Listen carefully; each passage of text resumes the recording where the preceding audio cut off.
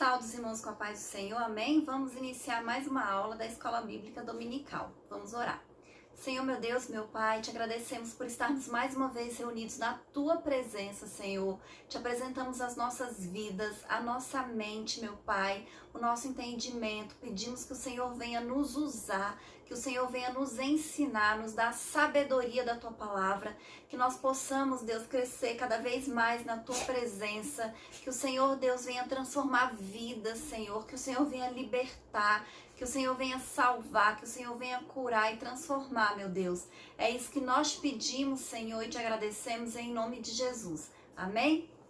Hoje a lição, o título dela é A Intercessão pelos Efésios. O texto está em Efésios capítulo 3, do versículo 14 ao versículo 21, que diz assim: Por causa disso, me ponho de joelhos perante o Pai de nosso Senhor Jesus Cristo, do qual toda a família nos céus e na terra tomou o nome, para que, segundo as riquezas da sua glória, vos conceda que sejais corroborados com poder pelo seu Espírito no homem interior, para que Cristo habite pela fé no vosso coração, a fim de, estando arraigados e fundados em amor, poderdes perfeitamente compreender com todos os santos qual seja a largura e o comprimento e a altura e a profundidade, e conhecer o amor de Cristo que excede todo entendimento, para que sejais cheios de toda a plenitude de Deus. Ora, aquele que é poderoso para fazer tudo muito mais abundantemente além daquilo que pedimos ou pensamos, segundo o poder que em nós opera. A esse glória na igreja por Jesus Cristo em todas as gerações, para todos sempre. Amém. Amém? Então, nessa lição de hoje e nessa passagem que nós lemos, nós vemos a importância da oração intercessória, o poder que tem nós orarmos pela vida de outras pessoas, porque muitas vezes a gente pode achar que é a pessoa que tem que orar por ela mesma, é a pessoa que tem que pedir a Deus aquilo que ela precisa. Mas muitas vezes nós podemos orar, né, para que outras pessoas tenham um encontro com Deus, para que outras pessoas entendam a grandeza do poder de Deus, para que outras pessoas entendam o amor de Deus, né? E o livro de Efésios, a gente está no capítulo 3, é o que nós estamos estudando esse trimestre. Os irmãos já devem ter percebido que é um livro muito rico e de uma leitura assim rápida, porque ele tem apenas 6 capítulos. Então, durante o semestre, né, o trimestre, quer dizer, nós podemos fazer a leitura do livro várias vezes, e todas as vezes que nós lermos, né, a gente entende mais e melhor, principalmente com a ajuda, né, do estudo na Escola Bíblica Dominical. Então, assim, quem ainda não leu o livro de Efésios inteiro nenhuma vez, leia, que rapidinho vocês conseguem. E aí a gente percebe que nessa passagem o apóstolo Paulo ele faz uma oração poderosa pelos Éfesos, né? E essa oração nós podemos repetir ela pelas nossas vidas e pela vida de outras pessoas, né? Nós podemos orar a palavra de Deus, usar até as mesmas palavras que o apóstolo Paulo usa, né? Fazer mesmo a leitura da Bíblia e pedir que isso também aconteça nas nossas vidas. E a gente viu que no capítulo 1, o apóstolo Paulo faz uma oração pelos Éfesos e agora novamente ele ora por eles, né? Então a gente percebe o poder da oração intercessória, né? De nós orarmos por outras pessoas. E essa oração que a gente faz por outras pessoas, ela tá baseada no amor.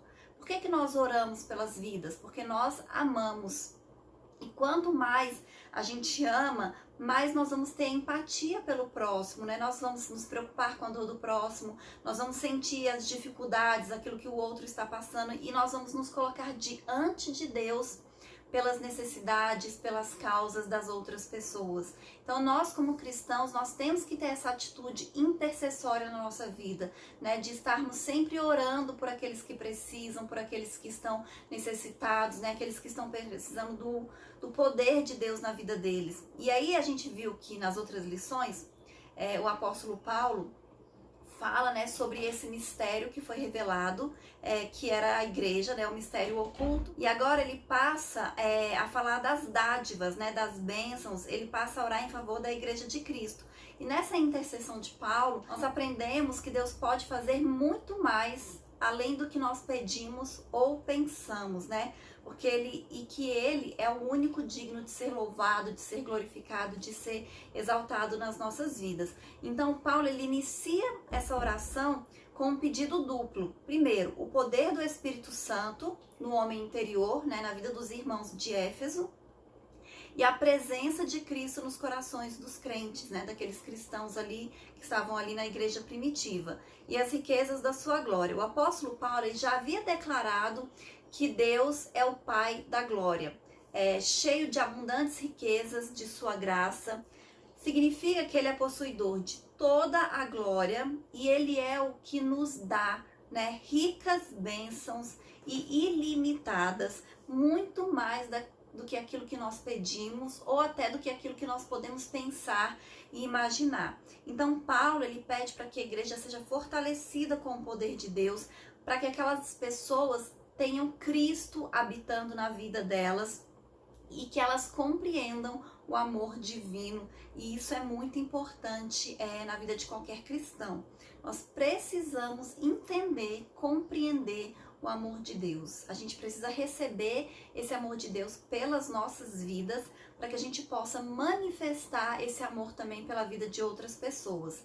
E aí, fortalecidos com poder. Então, o primeiro pedido do apóstolo é para que aquela igreja seja fortificada com poder pelo Espírito no homem interior. Então o apóstolo pede que aqueles irmãos eles sejam fortalecidos.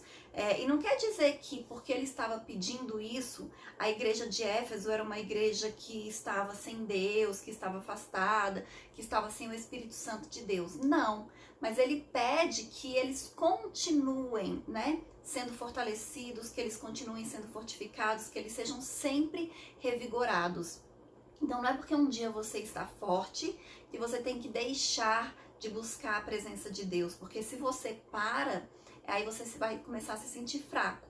Então Paulo ora para que eles sejam fortalecidos continuamente, né? Para que esse fortalecimento seja diário na vida deles, para que eles não esmoreçam, para que eles não abandonem, né, os caminhos do Senhor, a presença de Deus na vida deles, amém? E aí ele enfatiza também que a única força que habilita o crente a se manter firme é o Espírito Santo de Deus. Essa força vem do Espírito Santo de Deus, não vem de nós, porque como a própria Bíblia diz, né, o apóstolo Paulo também fala isso, a nossa carne, ela deseja coisas da carne. Então, nós precisamos fortalecer o nosso espírito para que a gente ande em espírito. E é o Espírito Santo de Deus que nos dá essa força, que nos dá essa condição. Habitados por Cristo. O apóstolo ele também orou para que Cristo habitasse pela fé nos corações dos santos. O que também não significa dizer que Cristo não estivesse na igreja de Éfeso, mas é a mesma coisa, né? Essa habitação permanente, né? De dar a intenção de continuidade, de não ser apenas por um momento, como a gente vê muitas pessoas. Às vezes a pessoa ela está muito firme na igreja, ela está assim uma bênção mesmo, e de repente, para nós, aquela pessoa desvia, aquela pessoa fraqueja, aquela pessoa se afasta dos caminhos do Senhor. Mas nada é de repente, aquilo ali foi acontecendo dia a dia, ela foi esfriando, ela foi deixando, até que a pessoa se afasta definitivamente. E essa palavra que ele usa aqui, né, de habitar, a palavra que ele usa é katoiken, que significa habitação permanente. Então é isso que Paulo deseja para aqueles irmãos e que nós desejamos também para as nossas vidas. Que o Espírito Santo de Deus, né, que Cristo habite nas nossas vidas permanentemente e não apenas temporariamente. Amém? Até porque sem Cristo, nem nós, como cristãos individualmente, nem a igreja pode resistir às forças do mal, pode resistir ao levante do inimigo, né, às investidas de Satanás. Então, Cristo deve habitar em nós permanentemente. Aí o outro tópico fala assim, arraigados e fundados em amor. E isso é algo muito importante, né, e que muitas vezes a gente não entende. O amor é a mensagem central do Evangelho de Cristo. Um dos propósitos da oração de Paulo foi para que a igreja entendesse e exercitasse o amor de Deus. Quando Jesus esteve aqui na terra, né, o ministério dele nos dá exemplo de como é esse amor.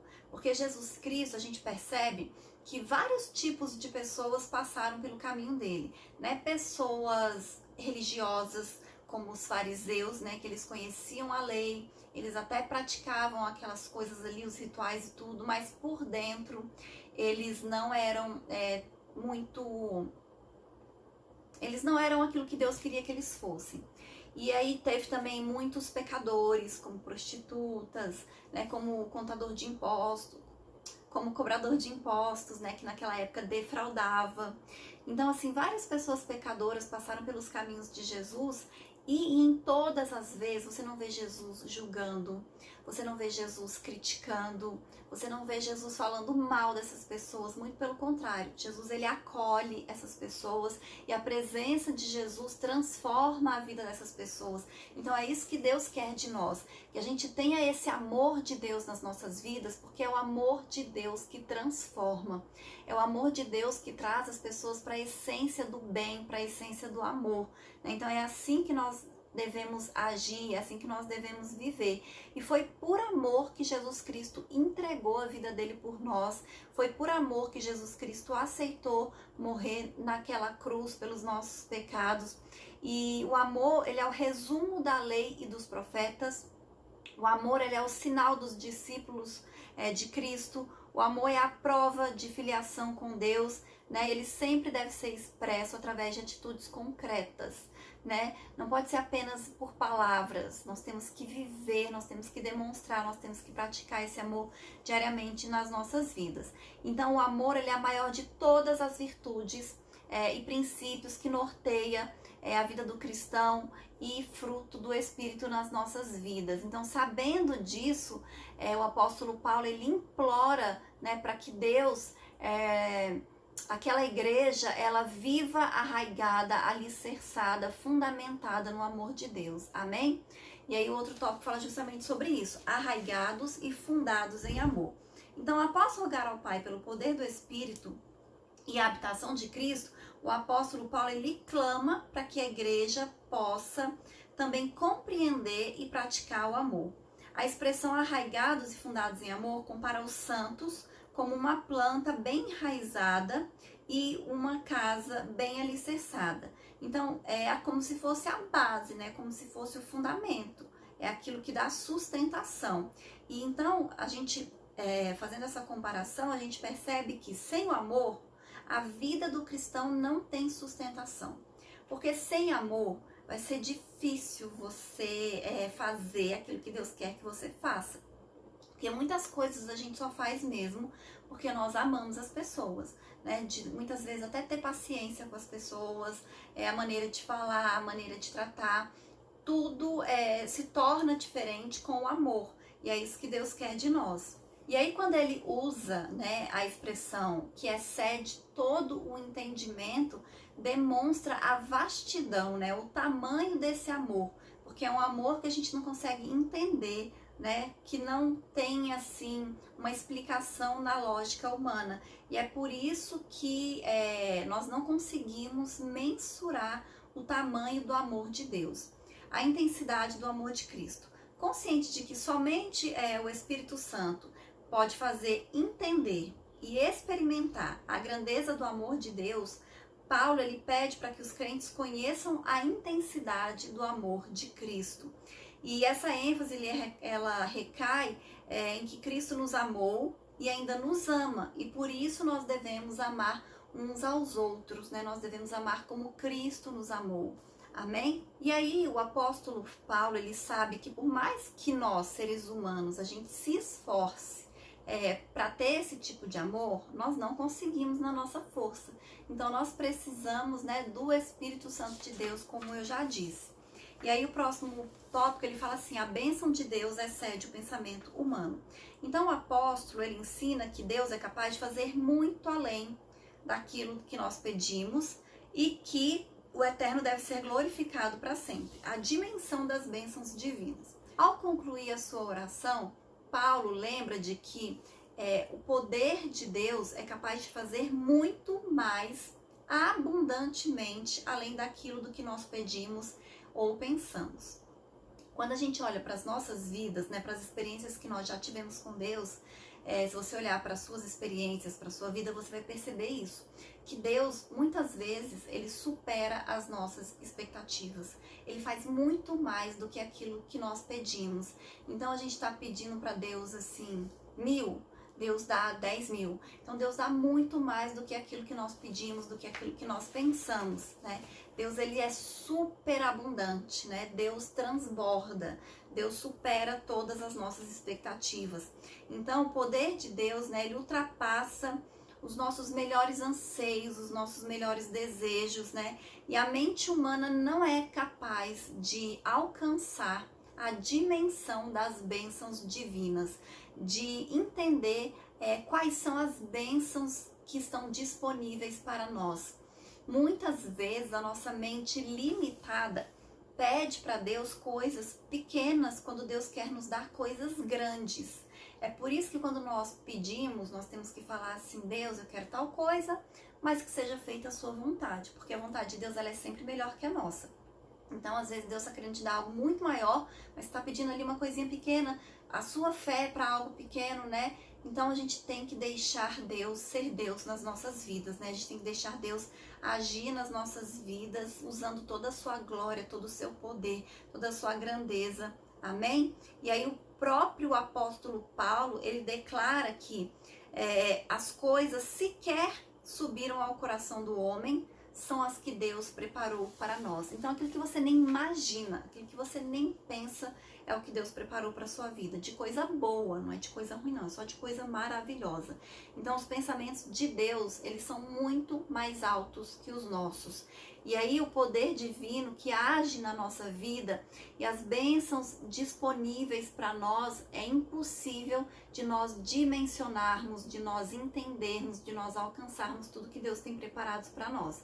Então, a grandeza do poder do nosso Deus é capaz de responder para além das mais corajosas orações. Esquece isso que eu disse, a partir de a grandeza do poder. O convite para adoração.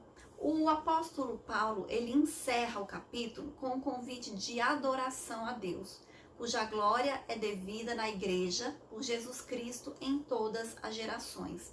Amém? Então, nos versículos anteriores, ele falou sobre a boa nova do mistério revelado com relação à igreja, né, de que as promessas, as bênçãos, tudo seria disponível, não apenas para os judeus, mas também para os gentios. Ele fala também das muitíssimas riquezas de Cristo conferidas à igreja. Ele fala da grandeza do poder de Deus, fala da infinitude do amor e das bênçãos divinas que excedem a compreensão humana. Então, tudo isso nesses 3 capítulos que nós lemos até agora e estudamos do livro de Efésios, o apóstolo Paulo fala. Então, assim, é muita bênção, assim, é muito rico, é muita informação, é muita doutrina, muito conhecimento, é muita coisa importante que nós temos que conhecer, que nós temos que entender e que nós temos que tomar posse para as nossas vidas, amém? Então, além de todas essas bênçãos, dessas coisas que ele já tinha falado, a única coisa que tinha que ser acrescentada era o louvor ao Senhor, né? Um Deus tão maravilhoso, um Deus tão glorioso, que disponibilizava tantas bênçãos e tantas dádivas para os seus filhos. Disponibilizava não, na verdade disponibiliza. Então a nossa adoração, o nosso louvor, toda a honra, toda a glória sempre deve ser dada a Deus. Muitas vezes a gente tem tendência de atribuir às pessoas bênçãos que nós recebemos, até a nós mesmos ou outras pessoas. Por quê? Porque sempre que a gente receber alguma coisa, geralmente essa bênção ela vai vir através da vida de outra pessoa, né? E Deus precisa usar pessoas para nos abençoar. Então, muitas vezes a gente acha que quem está nos abençoando é aquela pessoa. A gente esquece que é Deus que está nos abençoando através da vida daquela pessoa. É lógico, né, que muitas vezes nós temos que ser grato às pessoas também, mas a gente não deve se esquecer jamais de ser grato a Deus, porque foi Deus que usou aquela pessoa para te abençoar, né, para demonstrar o amor dele, a grandeza dele, a força dele, o poder dele na sua vida. E a Bíblia diz que muitas vezes o Senhor usa os ímpios, né? Ele tira do ímpio para dar para o justo. Então, muitas vezes, Deus vai usar pessoas que nem são cristãs, que nem confiam, que nem acreditam em Deus para nos abençoar. E a nossa gratidão deve ser sempre a Deus, porque é Deus que providencia todas as coisas nas nossas vidas. E nós não devemos nos esquecer disso jamais, porque tudo aquilo que nós precisamos, tudo aquilo que nós queremos, nós temos que pedir primeiramente a Deus, porque Ele vai usar quem Ele quer, do jeito que Ele quer, a situação que Ele quiser para nos abençoar, amém? E aí o outro tópico fala assim, a glória é devida a Deus. Então, finalmente, Paulo, ele prossegue a ensinar que Deus deve ser glorificado na igreja e em Cristo. Então, que ele está querendo dizer que os atos de louvor e glorificar a Deus fazem parte dos propósitos da instituição da igreja. Então, a nossa missão como crente é levar o evangelho a toda criatura. A igreja é de socorrer as pessoas, é de pregar o evangelho também. Mas nós temos que glorificar a Deus. A Bíblia fala que o Senhor é o único digno de todo louvor, de toda honra e de toda glória. E quando a gente se reúne na igreja física, né? Como igreja, corpo de Cristo, nós estamos ali para quê? Para cultuar ao Senhor.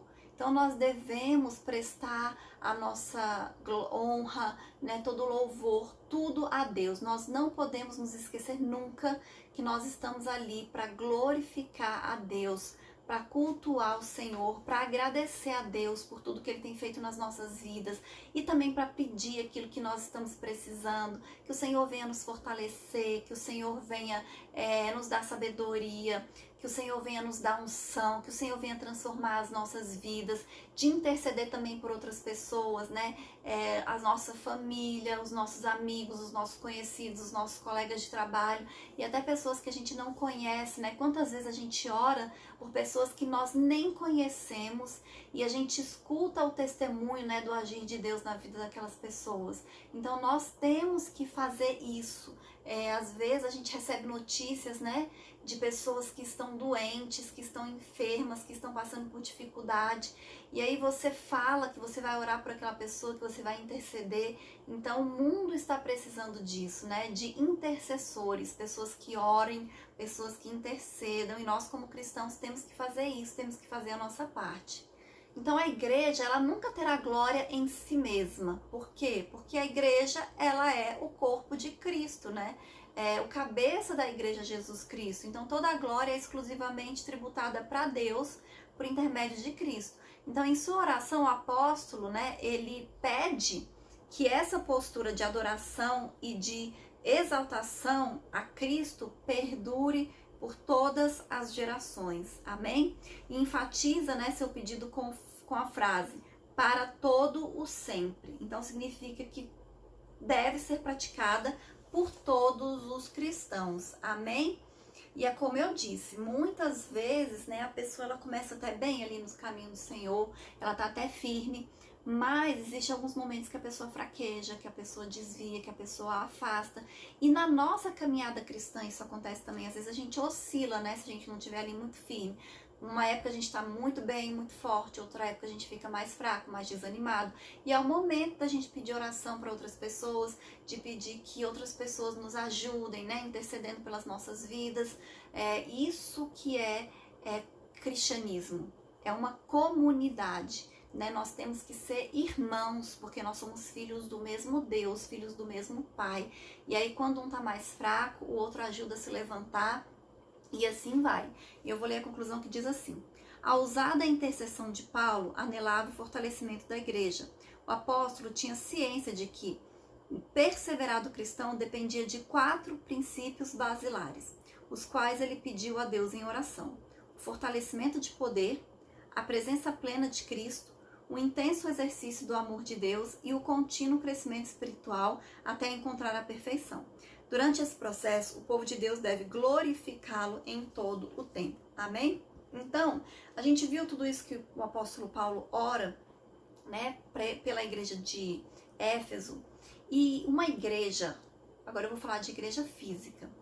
Uma igreja física, ela só se torna uma igreja forte se for uma igreja de oração, que busca a presença de Deus. Então é muito importante que exista intercessores, né? Que existam pessoas que estejam ali orando continuamente, constantemente, não apenas os pastores, né? Porque às vezes é pouco somente o pastor orando ali por toda a congregação, mas que tem um grupo de pessoas que esteja ali constantemente intercedendo pela igreja, repreendendo os ataques do inimigo, porque a gente sabe que o inimigo se levanta, orando pela vida dos irmãos, para que eles permaneçam firmes na presença do Senhor, para que eles permaneçam firmes na casa de Deus, porque nós sabemos também que o inimigo se levanta contra a vida das pessoas, para que elas se afastem.